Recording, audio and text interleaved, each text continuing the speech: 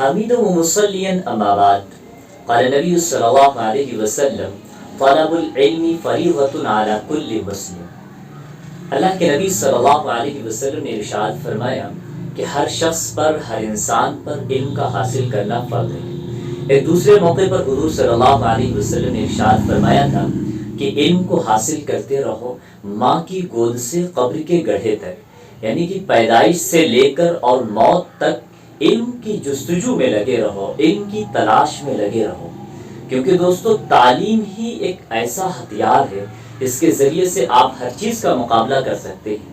تعلیم ہی ایک ایسی چیز ہے جس کے ذریعے سے سماج سے برائیوں کا خاتمہ کیا جا سکتا ہے۔ تعلیم ہی ایک ایسی چیز ہے جس کے ذریعے سے آپ اپنی زندگی کو بدل سکتے ہیں۔ اگر آپ کے پاس میں دولت ہے، پیسہ ہے، اور آپ یہ سمجھتے ہیں کہ ہم اس دولت کے ذریعے سے اپنی زندگی کو سنوار سکتے ہیں تو آپ غلط ہیں، کیونکہ آپ کے پاس میں دولت ہے تو آپ دولت کے ذریعے سے اپنی بلڈنگ کو تو عالیشان بنا سکتے ہیں، آپ اپنے مکان کو تو اچھا بنا سکتے ہیں، اپنی بلڈنگ کو خوبصورت بنا سکتے ہیں، لیکن زندگی کو خوبصورت بنانے کے لیے آپ کے پاس میں ایجوکیشن کا ہونا ضروری ہے۔ زندگی میں باغ و بہار لانے کے لیے ایجوکیشن کا ہونا ضروری ہے، زندگی کو سنوارنے کے لیے تعلیم کا ہونا ضروری ہے۔ اور یاد رکھو، جو قوم بھی تعلیم کے میدان میں آگے ہوتی ہے، جو قوم تعلیم میں آگے رہتی ہے، وہ قوم ہمیشہ ترقی کرتی ہے۔ اور جب کوئی قوم، جس قوم سے تعلیم کو مٹا دیا جاتا ہے، وہ اس قوم کی بنیادیں اکھڑ جاتی ہیں، وہ قوم ہمیشہ برباد ہوتی ہے۔ ہماری قوم کی تباہی کا سب سے بڑا سبب یہ ہے کہ ہمارے جوان، ہمارے بچے تعلیم کے میدان میں پیچھے رہ گئے۔ انہوں نے کبھی یہ سوچا ہی نہیں کہ ہم کچھ کر سکتے ہیں، ہم کچھ بن سکتے ہیں۔ دوستوں، اگر آپ کی زندگی ایسی گزر رہی ہے کہ آپ دنیا میں آئے اور آپ کھاتے رہے، پیتے رہے، سوتے رہے، جاگتے رہے، اور پھر مر کر دنیا سے چلے گئے، تو آپ کی زندگی میں اور جانوروں کی زندگی میں کوئی فرق نظر نہیں آتا، کیونکہ وہ بھی کھا رہے، پی رہے، سو رہے، جاگ رہے، مر جاتے، پھر چلے جاتے۔ آپ ایک انسان ہیں، اور آپ کو صرف انسان بن کر زندگی نہیں گزارنی ہے، آپ کو کامیاب انسان بننا ہے۔ اور کامیاب انسان بننے کے لیے آپ کے پاس میں تعلیم کا ہونا ضروری ہے۔